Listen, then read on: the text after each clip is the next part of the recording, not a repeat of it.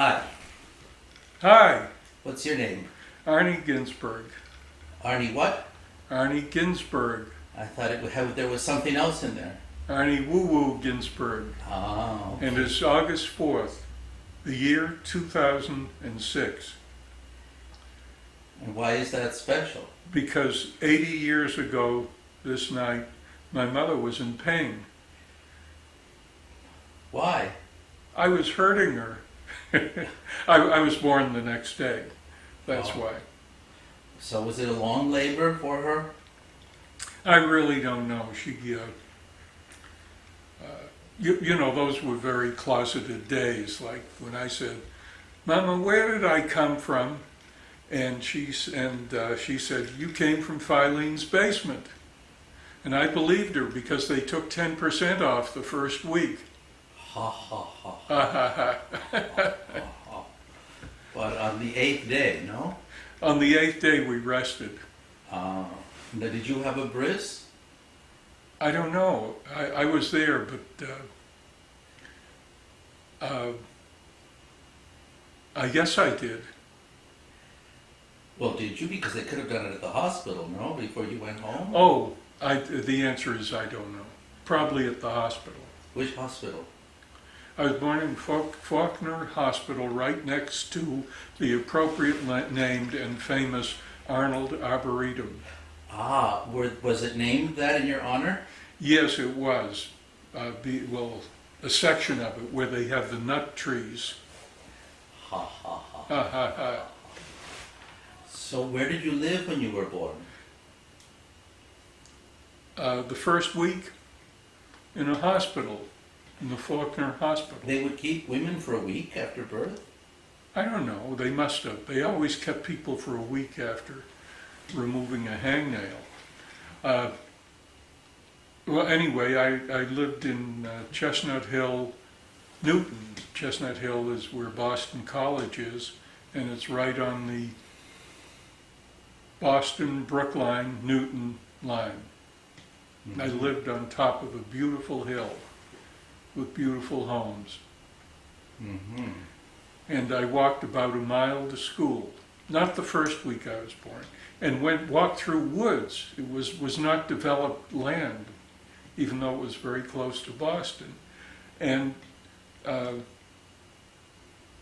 we used to find Indian heads, arrowheads, in the forest that I walked through. I know that sounds primitive, but you got to remember that was 80 years ago. 80 years ago. Now, what is on those grounds now? It is now very nice luxury homes right now. Yeah. You said you went through the Depression. I was born before the Depression. I was born in 1926. The stock market crash was 1929. So as far as my being aware of anything, I was effectively aware of the economic problems of the United States, I would say from age 3 on. Now, at age 3, you usually aren't aware of economic problems. You still had a maid and a chauffeur.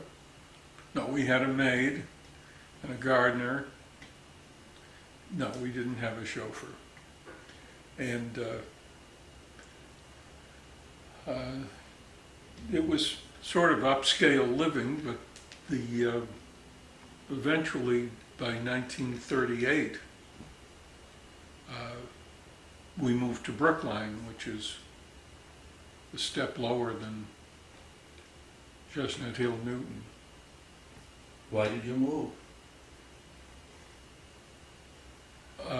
The expense of living and automobiles and everything. Did you live in a house or an apartment? In an apartment, nice apartment.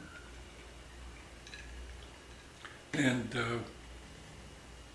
it was just a lot of people literally lost homes or moved out of homes, and because it was getting very expensive to keep them with labor and gardeners and maids and all that. And but the depression got worse by 1938, 39. It was, I mean, you weren't in poverty, but at the same time, it was just the way the whole economy was.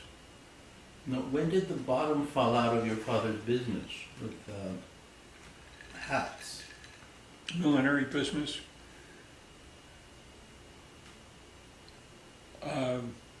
In the 30s, but he kept it going, reorganized it, gave it a new name, Arnold Millinery Company. In your honor? Yeah, well, not in my honor, but the old company dissolved. It was in Boston. And But he named it after you were born because you wore hats? no, he named it because they had to establish a new company or give it a new name. It had many employees and then narrowed down to, because they manufactured and represented, and they were a fair-sized company. So where was he from? He was not born in the United States. Do you know where, or you never discussed it? Well, he was young when he came over here. It had been Eastern European. It could have been a Russian city, possibly. His father was an engineer in Russia, bridge designer. And believe it or not, fell into the river, a river one day, got pneumonia and died. Where was your father born? I'm not sure. It was Eastern Europe. And my mother was born in Boston. And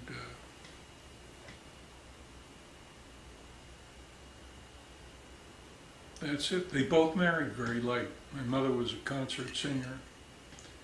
And when she got married in the age late 30s, she had my brother first and me. And What do you think about being 79? not much, but I'm amazed that I've reached this age, because when I was a child, 79 was old. Now it's later middle age. People are living longer. And they're bigger. Some of them are much bigger. Not taller, just wider. But no, I'm fairly healthy. And have no major infirmities.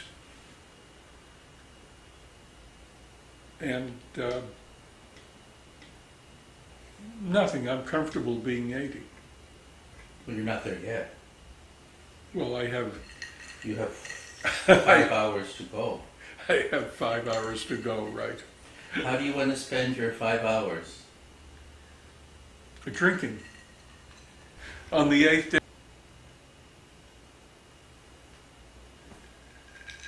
Salute. So when you turn 70, 70 or 60s, 50s, I met you when you were 51.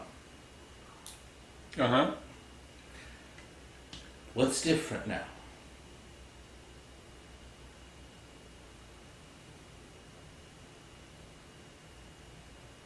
We're still together.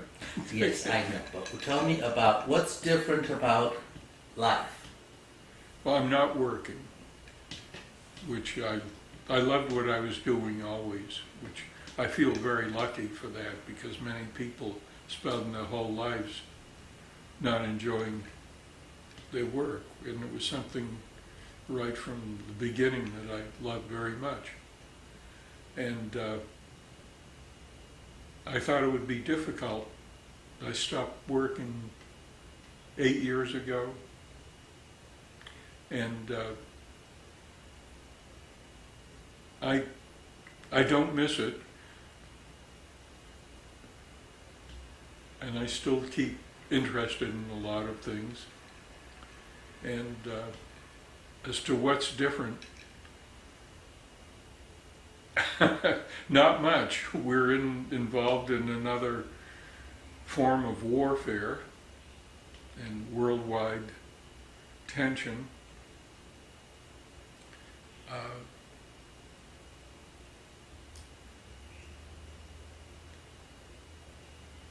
I don't feel that there's that much difference. What I feel is that the country, if you ask me what's different, is with our present president, who's been president for six and a half years, who said that he would be a uniter, has been a real divider. And I feel, if you ask me what's different that I feel not comfortable about the condition that our country is in and our people. I feel that we've been divided rather than more united.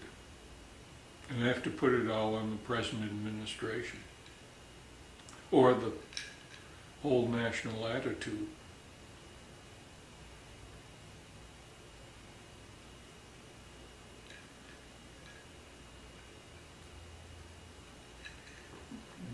You, as you know, are a very well-known person. Why is it, what is it like to spend most of your time at home and not go to Trip the Light Fantastic every night? I wouldn't want to do that now. You mean going out and going to events and all that? I wouldn't want to do that now. You know, I'd done it, and you go through the whole involvement and overload of it.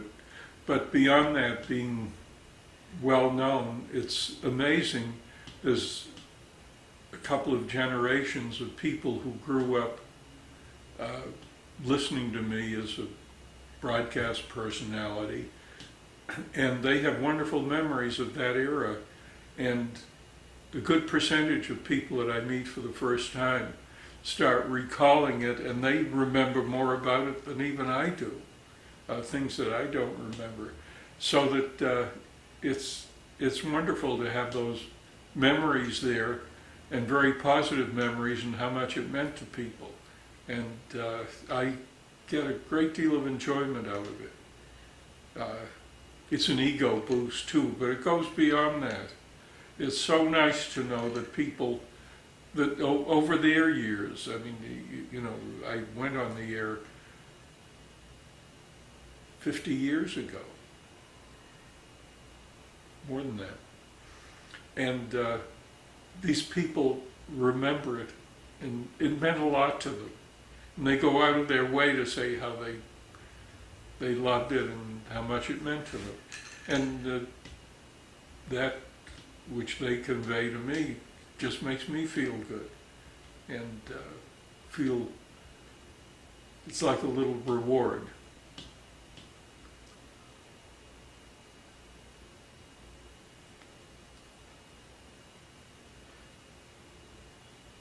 As far as other things, what else is different? The internet, the computer.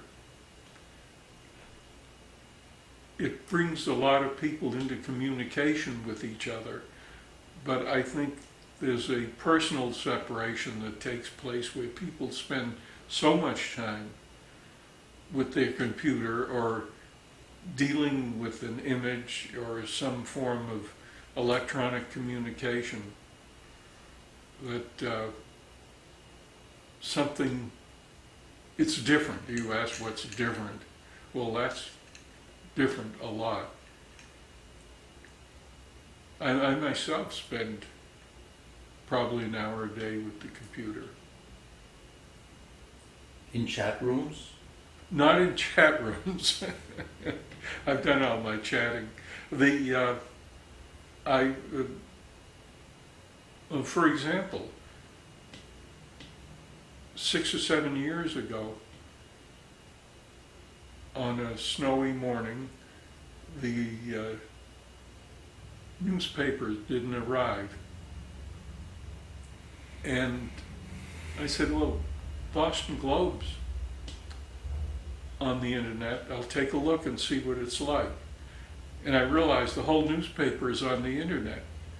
I have really not bought a daily newspaper since that moment that I discovered it was on the internet, which also eliminated a trip when I started living in Maine to the market to pick up the daily newspaper.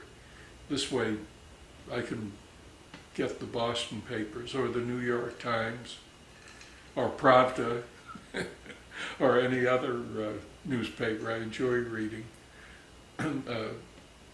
contemporary history of the moment.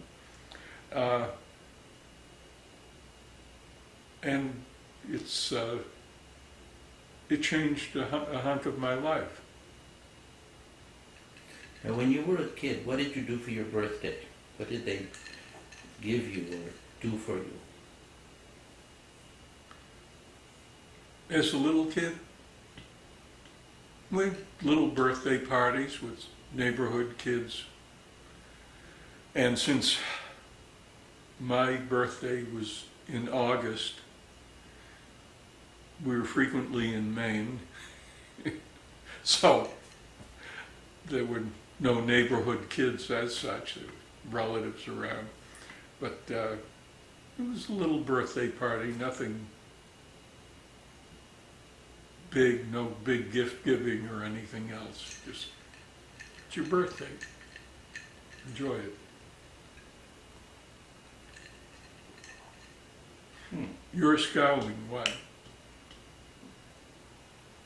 What do you mean there were no kids in Maine? There are a lot of kids in Maine.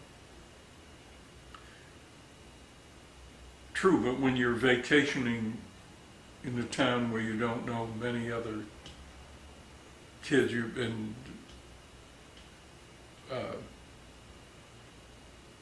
just have a little family birthday and that's it. Was there any birthday in particular you remember because of the people or the presents or the location or something? No. That good, huh? Yeah. No, it was just a little ritual, and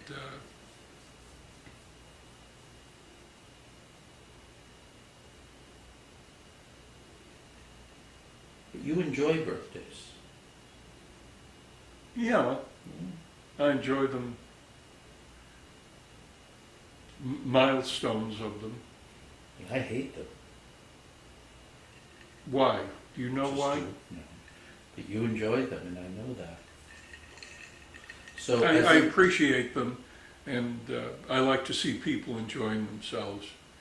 So it's another form of entertainment, I guess. So, since you've been an adult, were there any special birthdays that you remember when you were on the radio or up until you were about 60? Or 50?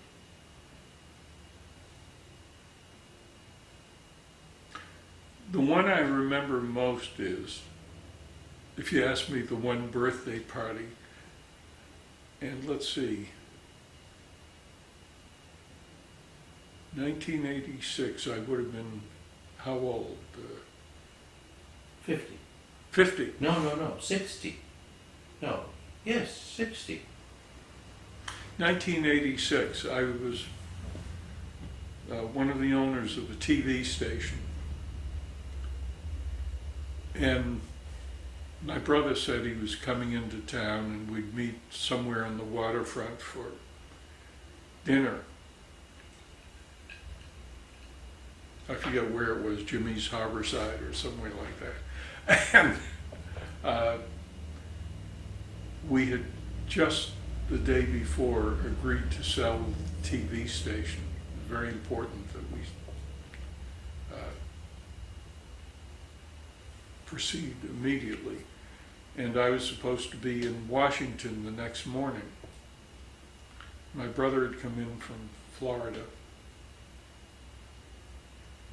And I was going to call him and say, I can't make it, I've got to fly to Washington tonight. But I decided I'll take a chance that the planes will be flying the next morning. And I went down to the waterfront, and here were probably 25 of my relatives. All at my, it was 60th birthday, was it, you said? It must have been. Yeah. In my 60th birthday party, and they'd come from all over the country, from California and Texas,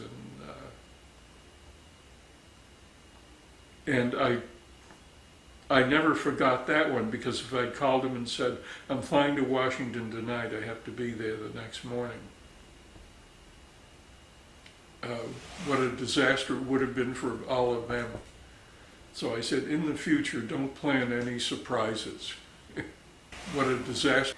Now, once you were mistaken in the same day for a Roman Catholic priest and a Basque drug or arms smuggler. Oh, in Spain, yes. Which birthday was that?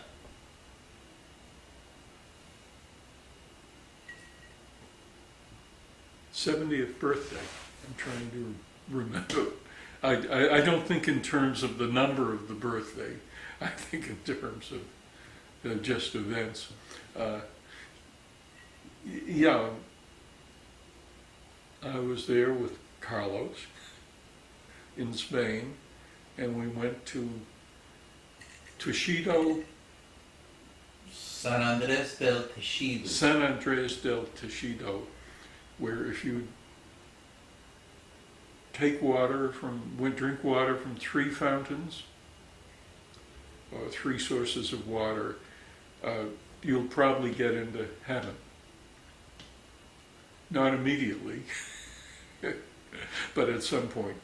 And priest came over to talk to you and me, and he asked if we were priests. And this was a sanctified spot, is that the way to describe it? For Saint who? Andrew. Saint Andrew. San Andrés. Saint Andreas. And they had some relics of his bones, but the priest said he wasn't sure that they were real, that the whole thing was real, which was rather interesting to hear from the priest. Anyway, when we were driving back to Compostela in northern Spain, which is a very religious town to go to, Santiago de Compostela, after St. James. We were stopped by the state police, or the provincial police. No, the national police. National police. They stopped the car, and they were looking for a drug lord. Is that correct? Or I don't know. it was for drugs that they were looking. And I could have pulled rank on him and said, I'm a priest. Father Ginsburg has a ring to it. And That was funny to be both taken for a priest and a drug lord. I have a feeling the drug lord had grayish hair.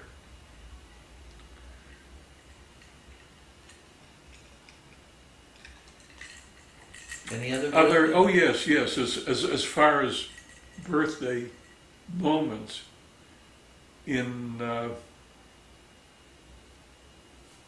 France, in trying to remember which birthday, 80th? 80th is tomorrow. I mean, 70th, was it? 70th, you were in Spain. In France. You were in France for your 74th and your 75th. 74th birthday.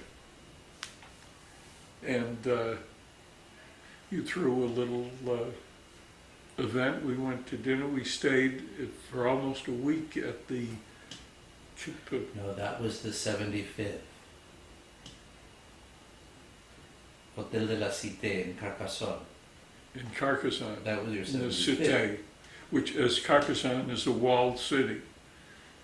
Walled in many years ago when it was common to build a walled around cities to keep people of other nationalities and religions out or in. And that was memorable, the whole living in a walled city or staying in a walled city for 5 or 6 days and having dinner, and they brought a little cannon that shot out fireworks, and that was memorable. I've had many memorable birthdays.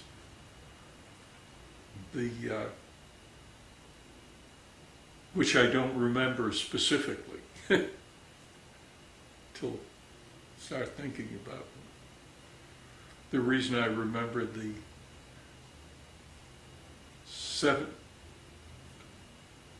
70th birthday, no, the 60th birthday.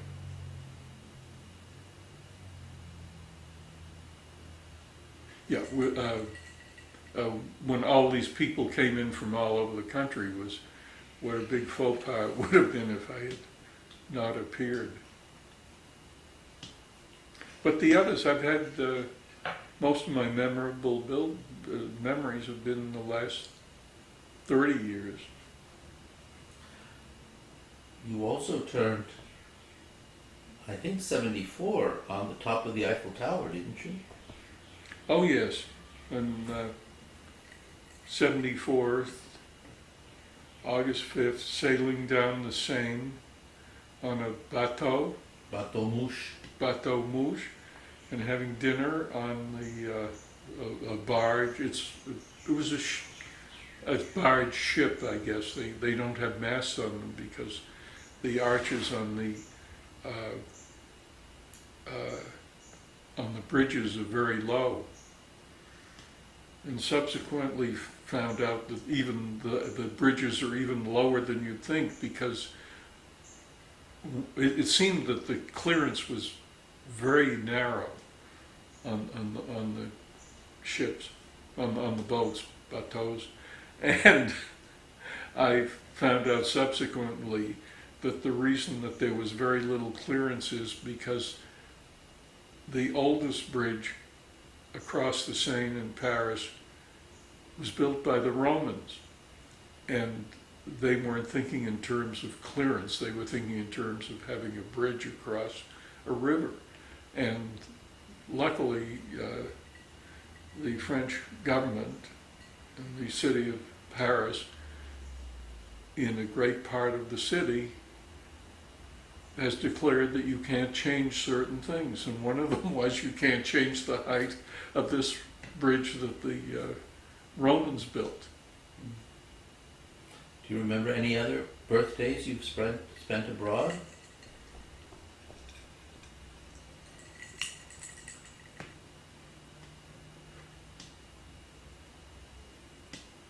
Yes, in Amsterdam, in the red light district. Well, a good part of Amsterdam was in the red light district. A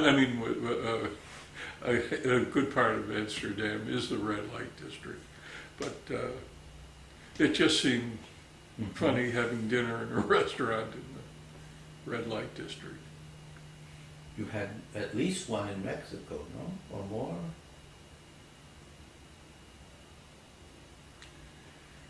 Yes. Was that my first trip to Mexico? I don't remember. No. Remember that your gifts kept appearing on people's heads? Oh, yes.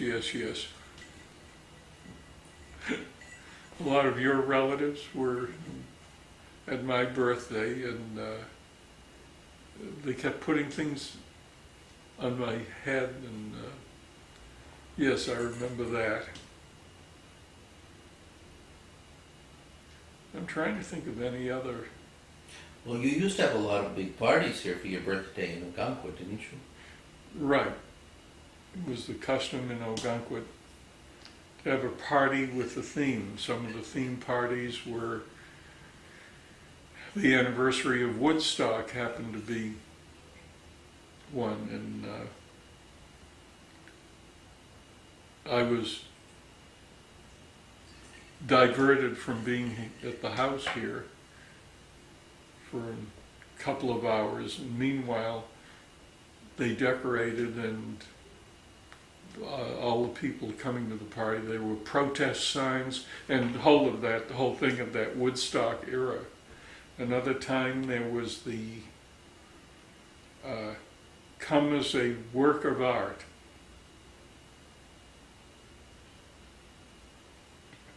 And I just saw someone yesterday, Deidre O'Flaherty, who came as a work of art. She's an art teacher. And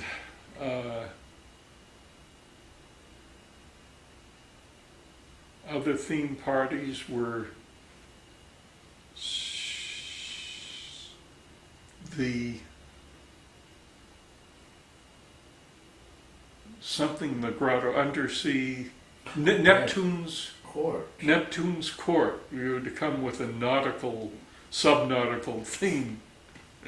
And the person I remember most was the mother of a Wellesley student. The Wellesley student is now on the financial network, Michelle Cabrera Caruso. And she was still in college, or she had just graduated, and her mother came with her. And as I said, the theme was Neptune's Court. And the mother came as an oil slick. She had black oil all over her.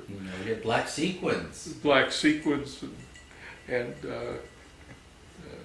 but there were lots of great. And what were you? I was Neptune Court. It was my court. And you had a green wig. Do you remember your green wig? Yeah.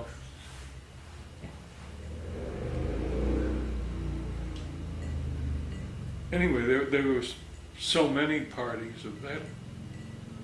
You had a toga party once. Right. Toga party, and instead of throwing javelins, you had to throw grapes into your partner's mouth to score a point.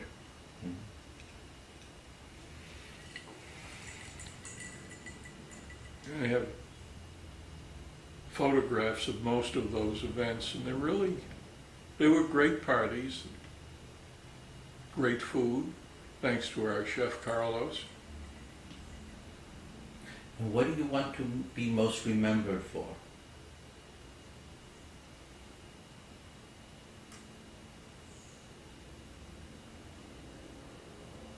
I never thought of that. I really don't know.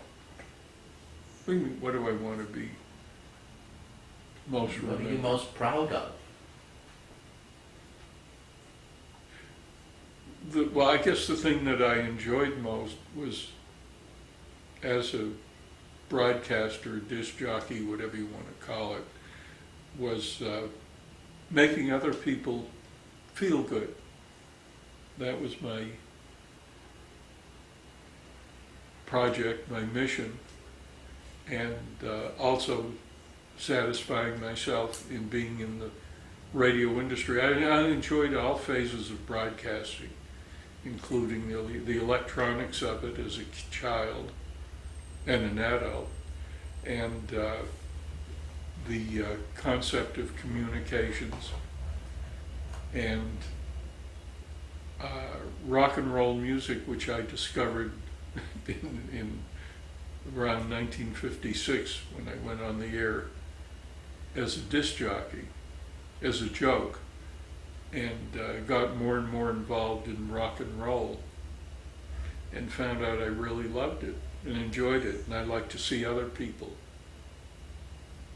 who enjoyed it, and the changes and the social changes that went along over the years.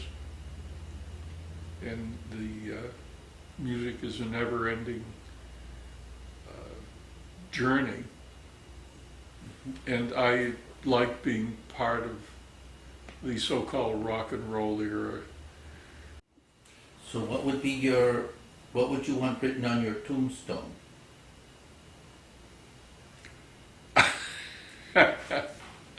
My favorite tombstone is in Key West, Florida, and it says on the tombstone, "I told you I was sick." Yes.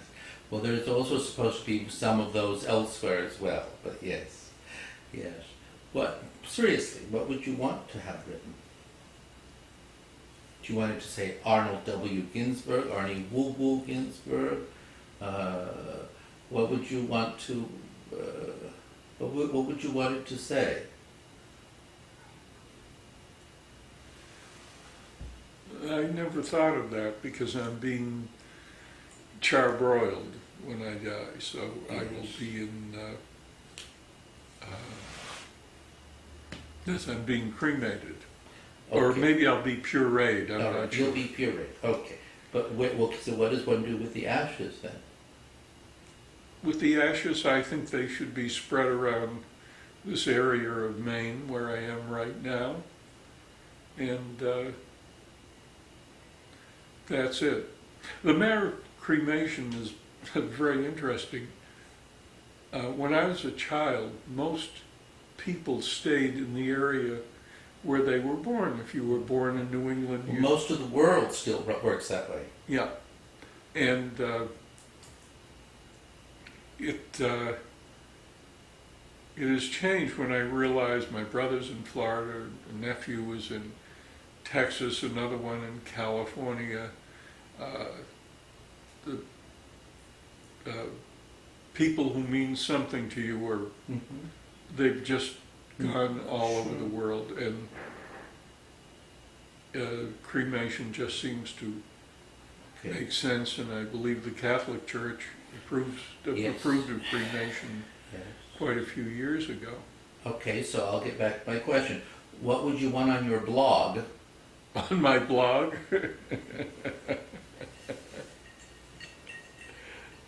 Arnie Ginsburg, a good guy, helped pioneer rock and roll,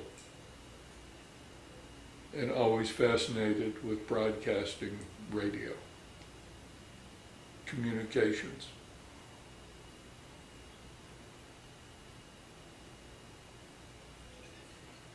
That's all?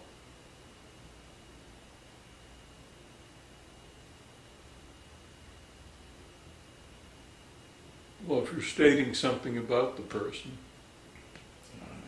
but So what is happiness for Arnie?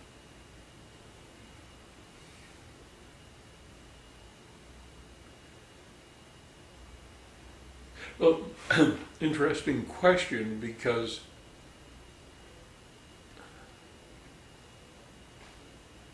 most of the time I'm not unhappy. I don't experience unhappiness for long periods.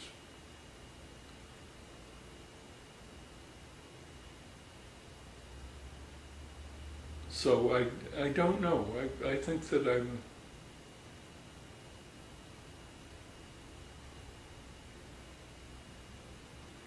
in control of my life for my purposes, not my purposes, but for my personality. And it's very important. One reason is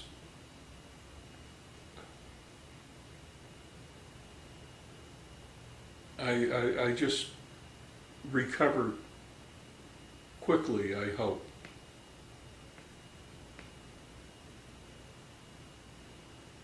I'm just that kind of person. I'm not a long-term griever. I feel that life is really wonderful, and I might feel differently if I weren't healthy or generally healthy and so forth. But I think I have a fair attitude from my person. Everybody has a different attitude. But for myself, I think I enjoy life and enjoy people, and maybe I've just been very lucky or very dumb.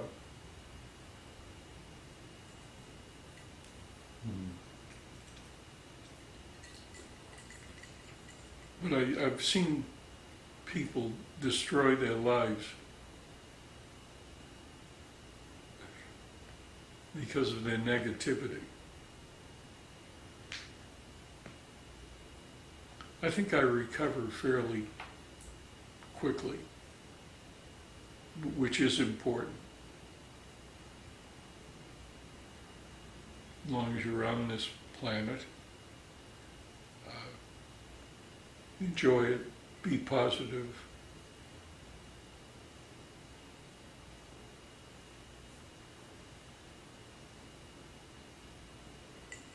Salute.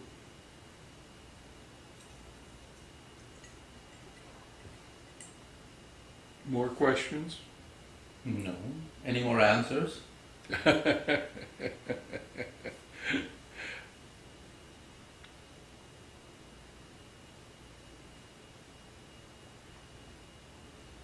No, either I'm fooling myself, but I really have enjoyed life and feel comfortable from my own viewpoint with the life that I've had.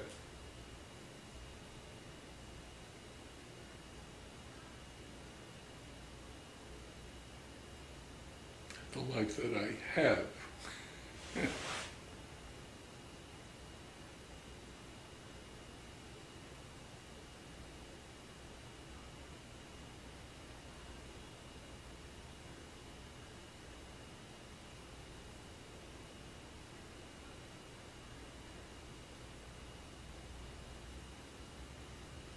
Bye-bye. Oh yes. One thing I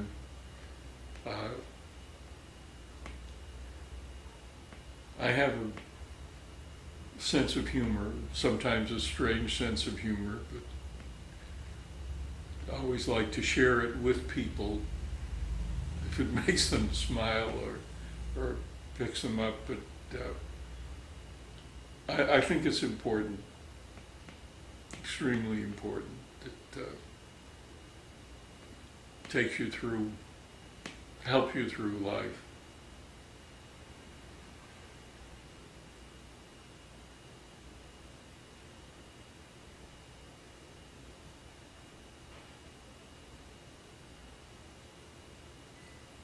That's all, folks.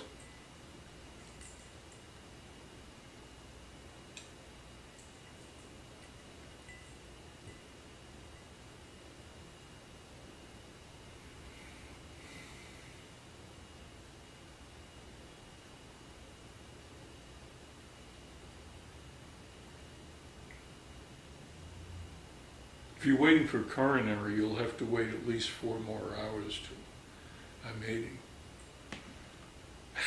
And